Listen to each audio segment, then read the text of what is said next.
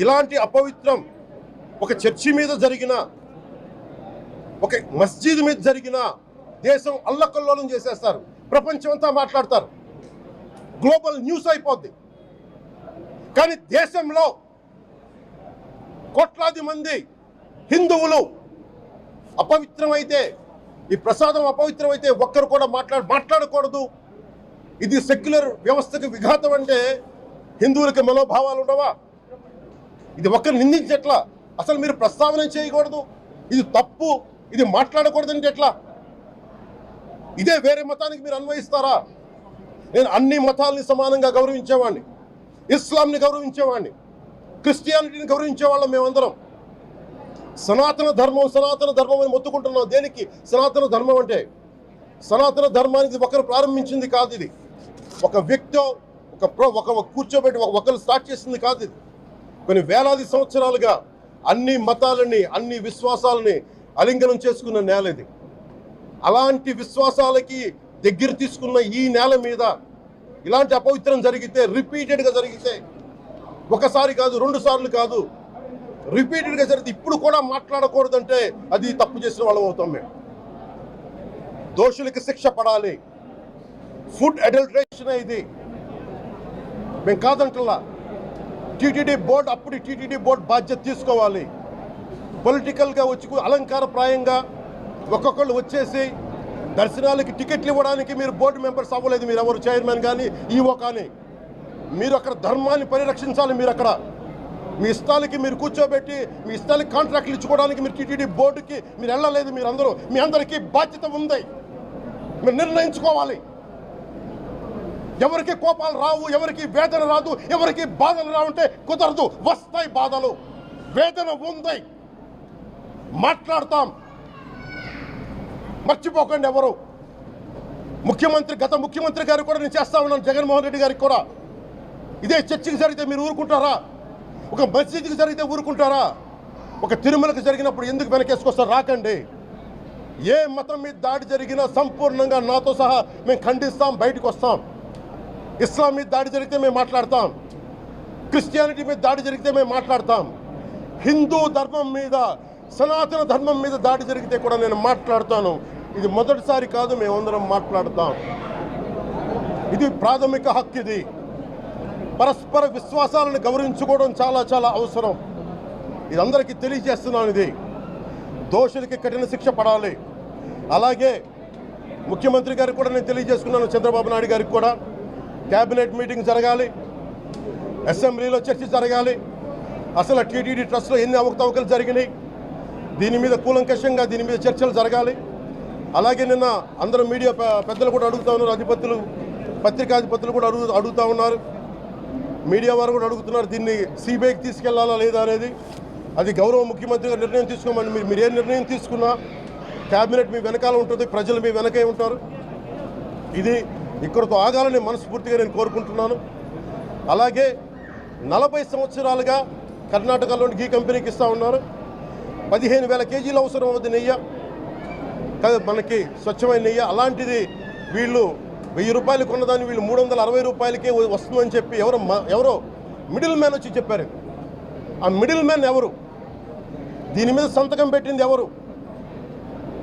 మీరు 1,00,000 లడ్డూలు మీరు అయోధ్యగా పంపించినప్పుడు మాట్లాడింది ఎవరు? చెక్ చేశారా? క్వాలిటీ చెక్ చేశారా? కోట్లాది మంది భగవంతుణ్ణి విశ్వాసం ప్రకటించే ప్రతి ఒక్కరి ఈ రోజున బాధకు గురయ్యారు. నాకు నిజంగా ఇంకో వేదన కూడా ఉంది. ఇది ఇంకొకరు నిందించట్లా. తిరుమలలో ఉండే ఇంతమంది సేవ చేసుకునే వ్యక్తులు కానీ మీరందరూ హిందువులే కదా. మీరందరూ టీటీలో ఉండే వందలాది మంది ఎంప్లాయీలు, మీకు ఉద్యోగులు, వేలాది మంది ఉద్యోగులు, మీరందరూ ఏం చేస్తున్నారు? మీరు హిందువులు కాదా? మీరు స్వామివారికి అపవిత్రం జరుగుతూ ఉంటే మీరు కల్తీ నేచరు మీకు తెలిసి కూడా మీరు ఎందుకు కాముకున్నారు? భయపడ్డారా? వైసీపీ అంటే వైవి సుబ్బారెడ్డి గారంటే భయపడ్డారా? ధర్మారెడ్డి గారంటే భయపడ్డారా? ఏ స్వామి అయితే మీకు ఆశ్రయం ఇచ్చాడో ఆ స్వామికి అపవిత్రం జరుగుతూ ఉంటే మీరందరూ కామ్గా కూర్చునే మీకు ఎలా వచ్చింది మీకు? ఇది నేను సాటి హిందువులను కూడా నేను ప్రశ్నిస్తున్నాను. మీరు కూడా తప్పు చేశారు దీంట్లో. ఇది ముందుగా ప్రతి హిందువు గౌరవించాల్సింది. దీన్ని మీ మతాన్ని మీరు గౌరవించుకోండి ఫస్ట్.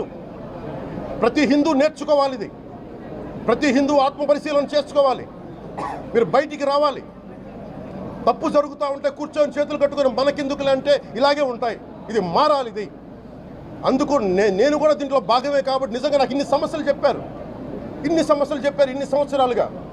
వైసీపీ మీద పోరాటాలు చేస్తున్నారు. రోడ్లు బాగలేదంటే మాట్లాడాం, రైతుకి సమస్యలు వస్తే మాట్లాడాం, గుడులు అపవిత్రం చేస్తుంటే మాట్లాడాం. కానీ ఏ ఒక్కరు కూడా బలంగా కూర్చొని టీటీడీ ఉద్యోగులు ఎవరైనా సరే ఇలా జరుగుతుంది అని తెలిసి కూడా కామ్కున్నారంటే మీరు మహా అపరాధం చేశారు. ఆ మహా అపరాధానికి నేను కూడా నాకు సంబంధం లేకపోయినా ఈరోజు నేను ప్రాయశ్చిత దీక్ష మొదలుపెట్టాను. ఈరోజు 11 రోజులు స్వామివారికి నేను క్షమాపణలు కోరుకుంటే దీక్ష తీసుకుంటున్నాను. సోయాబీన్ ఉంది, sunflower, olive oil, rape seed, linseed, wheat germ, maize germ, cotton seed, coconut, palm ఆయిల్తో పాటు fish oil, beef tallow, lard. Fish oil మీకు తెలిసిందే, చేప నుంచి ఎక్స్ట్రాక్ట్ చేసిన నూనె. బీఫ్ టాలో అంటే మనకి పశువు సంబంధించిన కొవ్వు. అలాగే లాడ్ అంటే మనకి మన పందికి సంబంధించిన కొవ్వుని. ఇవి ఎక్కువ ఉన్నాయి. ఈ దారుణం ఏంటంటే శతాబ్దాలుగా పోరాటం చేస్తున్నారు రామజన్మ అయోధ్య రామ మందిరం కోసం. దానికి కూడా వీళ్ళు 1,00,000 లడ్లు ఇలా బీఫ్ తోటి, పిగ్ ఫ్యాట్ తోటి, ఫిష్ ఆయిల్ తోటి కలిపిన లడ్డు 1,00,000 లడ్లు కొన్ని శతాబ్దాలుగా అయోధ్య రామ మందిరం కావాలని చాలా ప్రతిష్టాత్మకంగా తీసుకుంటే దానికి కూడా తిరుపతి లడ్లు వెళ్ళి, టీటీడీ లడ్లు వెళ్ళి. ఇది దేశం అంతా దీన్ని కదిలిపోయింది. ఈ రోజున ఇలాంటి అపవిత్రం జరిగింది. దీని గురించి ప్రస్తావిస్తే రిపోర్ట్లు బయటకు వస్తాయి. వైసీపీ నాయకత్వం కానీ ఇది రాజకీయ లబ్ధి కోసం చేస్తున్నారని ఒక మాట మాట్లాడుతూ ఉన్నారు. వైసీపీ నాయకులకి కానీ వారి మద్దతుదారులు కానీ నేను మనస్ఫూర్తిగా మీకు తెలియజేస్తున్నా, రామతీర్థం గొడవప్పుడు 219 గుడుల్ని మీరు అపవిత్రం చేసినప్పుడు మీ పాలనలో ఒక సగటు హిందువుగా నేను గొంతెత్తి పోరాటం చేయాలి అంటే రోడ్ల మీదకి ఆ రోజే వచ్చామని గుర్తుపెట్టుకోండి. ఆ రోజు కూడా రామతీర్థం రాముల వారి విగ్రహాన్ని మీరు నరికేసి అర్చకులు చేతిలో పట్టుకున్నప్పుడు చాలా బాగుంది.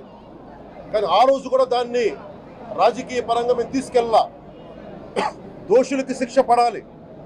వీళ్ళెవరో కనుక్కోండి, ఈ రోజు వరకు మీరు పట్టించుకోవాలా. ఇది మేము చెప్తూనే ఉన్నాం. నిజంగా చెయ్యాలంటే ఈ ప్రస్తావన ఎందుకు తీసుకొస్తున్నానంటే సమాజంలో అస్థిరత లేదంటే డిస్హార్మనీ క్రియేట్ చేయడానికి మేము లేవు ఇక్కడ.